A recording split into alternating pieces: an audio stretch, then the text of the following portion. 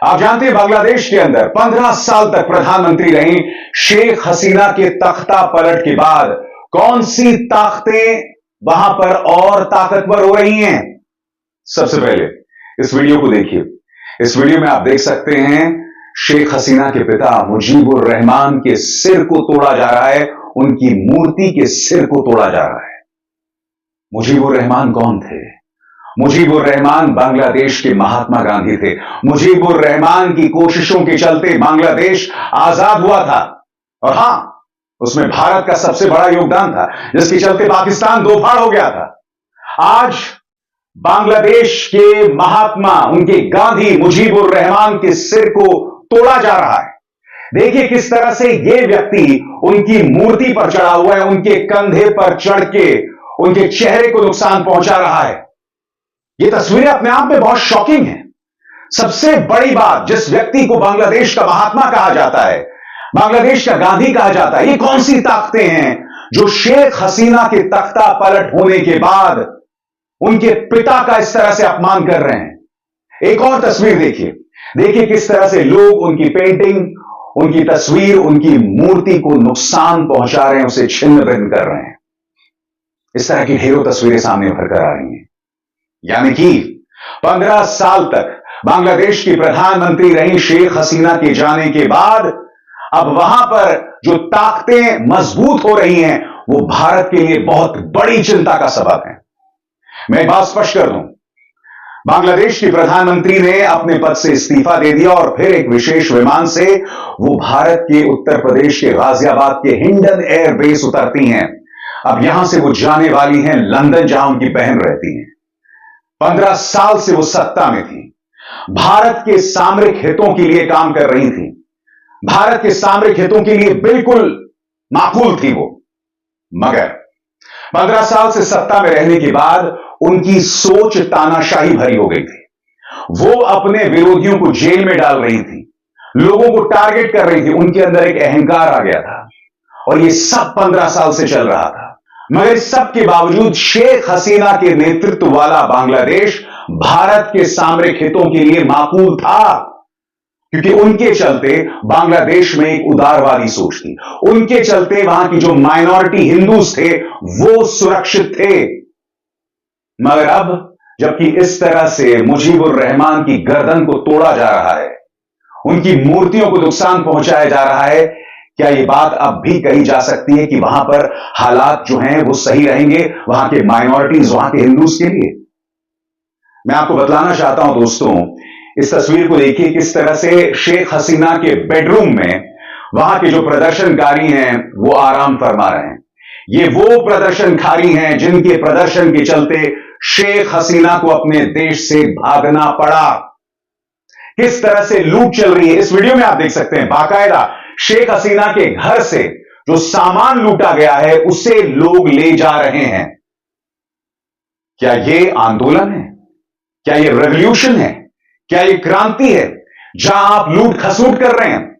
यही हालत वहां की संसद में दिखाई दे रही है। प्रदर्शनकारी संसद के अंदर पहुंच गए हैं और वहां पर भी अराजकता मची हुई है। सबसे शॉकिंग, यहां सिर्फ शेख हसीना का घर नहीं लूटा जा रहा है, सिर्फ मुजीबुर रहमान का घर नहीं लूटा जा रहा है जहां पर मुजीबुर रहमान की हत्या की गई थी। आप देख सकते हैं इस वीडियो में लोग बाकायदा मुर्गी चुरा कर ले जा रहे हैं।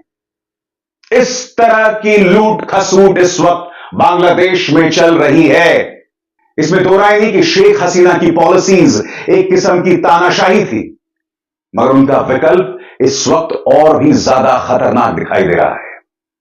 भारतीय इंटेलिजेंस एजेंसीज ये कह रही हैं कि यह तख्ता पलट हुआ चीन और पाकिस्तान की आईएसआई की साझा साजिश के चलते।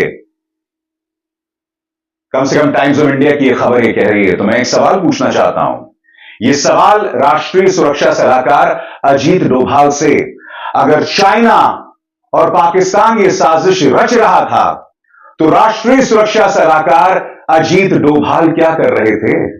एक के बाद एक असफलताओं का श्रेय उन्हें दिया जा रहा है। जम्मू में हमारे सैनिक मारे जा रहे हैं एक के बाद एक, मगर उनसे कोई सवाल नहीं किया जाएगा। यहां पर बांग्लादेश में तख्ता पलट हो जाता है। टाइम्स ऑफ इंडिया को दिए गए इंटरव्यू में इंटेलिजेंस ऑफिशियल्स ये कह रहे हैं कि वहां का जो छात्र संगठन है, इस्लामिक छात्र शिविर, वो जमाते इस्लामी के बहुत करीब है। उन्होंने महीनों से प्लानिंग की थी शेख हसीना के तख्ता पलट के लिए। उन्हें वित्तीय मदद मिल रही थी पाकिस्तान और चीन से। तो बड़ा प्रश्न ये, भारत सरकार और हमारे इंटेलिजेंस ऑफिशियल्स क्या कर रहे थे? हमने शेख हसीना का तख्ता पलट होने दिया? दोस्तों, मैं एक बात स्पष्ट कर दूंगी, जो तख्ता पलट हुआ है, ये जिस तरह से मुजीबुर रहमान की मूर्ति को तोड़ा जा रहा है, इसकी सबसे बड़ी जिम्मेदारी किसी की है? तो शेख हसीना की है। 15 साल में उनका जो अहंकार है वो सिर चढ़कर बोल रहा था। यह इस बात का सबक भी है, जब आप लंबे समय तक सत्ता में रहते हैं तो आपके अंदर अहंकार बढ़ जाता है, तानाशाही सोच बढ़ने लगती है, आप प्रेस पर अंकुश डालते हैं, आप अपने विरोधियों को जेल में डालने लगते हैं, बगैर किसी कारण के आप लोगों को जेल में डालने लगते हैं। मगर आपके जहन में सवाल होगा कि दरअसल यह आंदोलन हुआ क्या?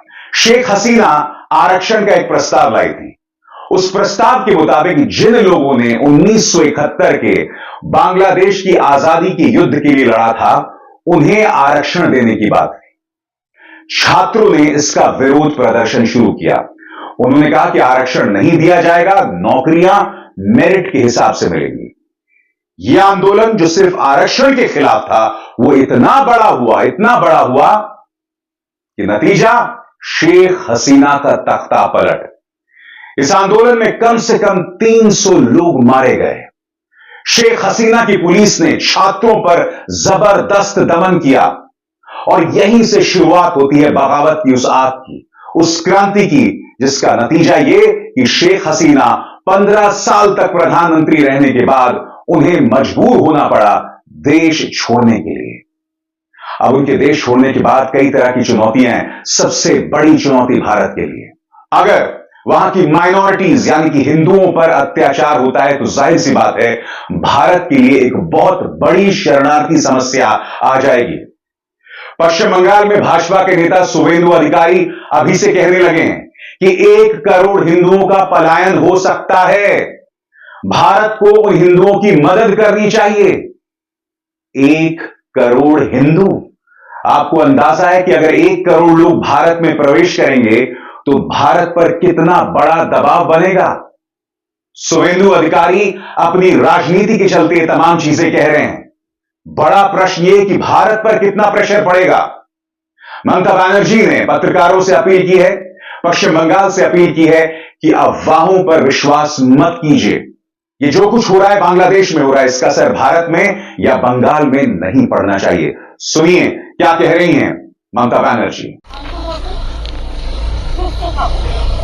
কেউ কোনো সাম্প্রদায়িকতার মূলক আচরণ করবেন না এবং আইন হাতে তুলে নেবেন না। যারা বিপদে পড়বে আমাদের ভাইবোনেরা, কারণ এখন অনেকে আছে, আমরা সেটা গভর্নমেন্ট অফ ইন্ডিয়া এবং गवर्नमेंट ऑफ बांग्लादेश से दिख रहा है।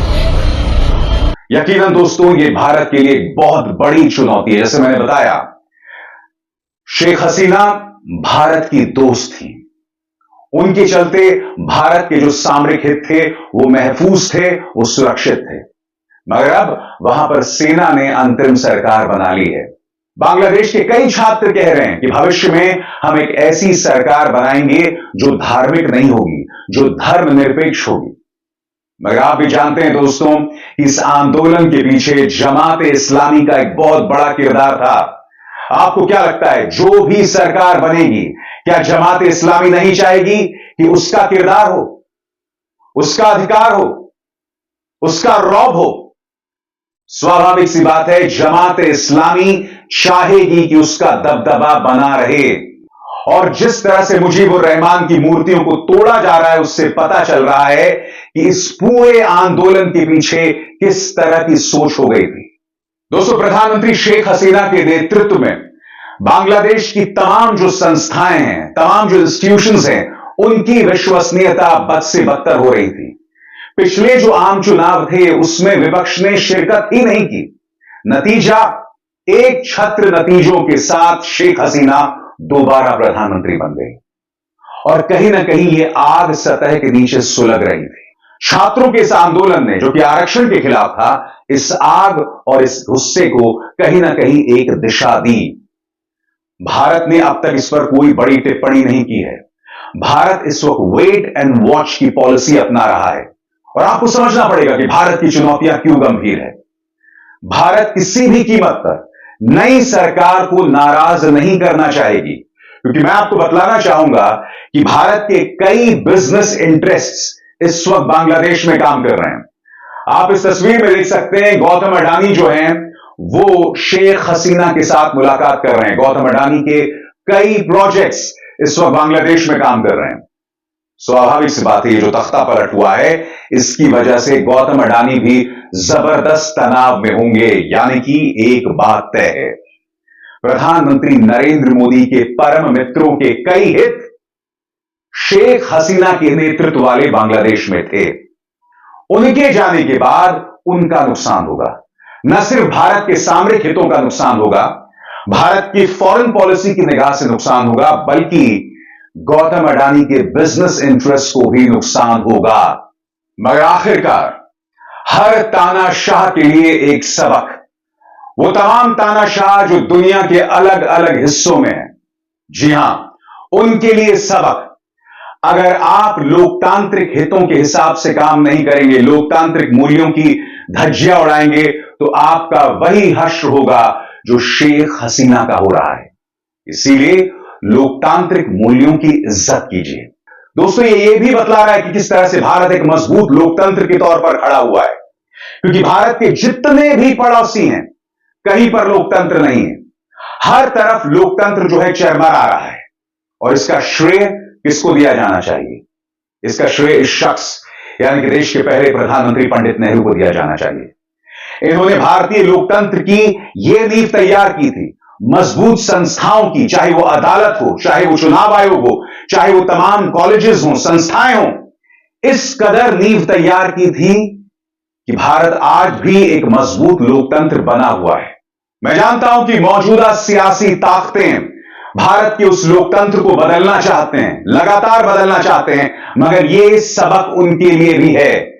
यह सबक उन तमाम सियासी ताकतों के लिए है जो अपने ताकत के जोर पर, एजेंसीज के जोर पर, पैसे के जोर पर अपने प्रतिद्वंद्वियों, अपने आलोचकों पर कार्रवाई करते हैं, उन्हें जेल में डाल देते हैं। यह सबक उनके लिए भी है। और कहीं ना कहीं यह वक्त है कि हम अपने मन में शुक्रिया अदा करें पंडित नेहरू का, जिनकी वजह से आज भी हम एक मजबूत लोकतंत्र बने हुए हैं। अभिसार शर्मा को दीजिए इजाजत। नमस्कार।